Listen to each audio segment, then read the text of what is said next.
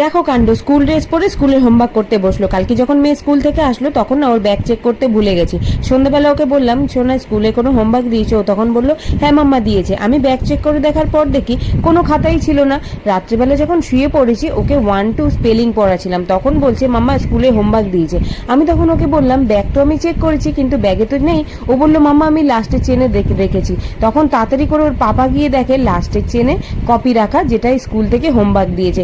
12:30 কি বলো, ওকে স্কুলের হোমওয়ার্ক করাতে পারি? তাই সকাল সকাল তাড়াতাড়ি তুলে দিয়ে আমি এখন বসিয়ে দিলাম ওকে স্কুলের হোমওয়ার্ক করাতে। ওর যেহেতু হাতটা অনেক স্লো তাই আমি কোলে নিয়ে বসিয়ে তাড়াতাড়ি করে কিউ আর আর লেখালাম। কিন্তু প্রথমে লেখা ছিল, তারপর ওর পাপাকে বললাম তুমি গিয়ে ভাতটা নিয়ে আসো, আমি ততক্ষণ ওকে লিখিয়ে দিই। তো সোনা স্নান টান করিয়ে ওকে স্কুল ড্রেস পরে বসিয়ে দিয়েছি। এক লাইন আর বাকি আছে, তাই ওকে বললাম যে তুমি ওই লাইনের আরটা তুমি নিজেই করো। আর সোনা কিন্তু ফার্স্ট টাইমের রেজাল্ট বেরিয়ে গেছে, তোমরা দেখতে চাও কিনা কমেন্ট করে জানিও। আর একটা ভুলের জন্য দেখো ওকে সকাল সকাল উঠে স্কুলের হোমওয়ার্ক করতে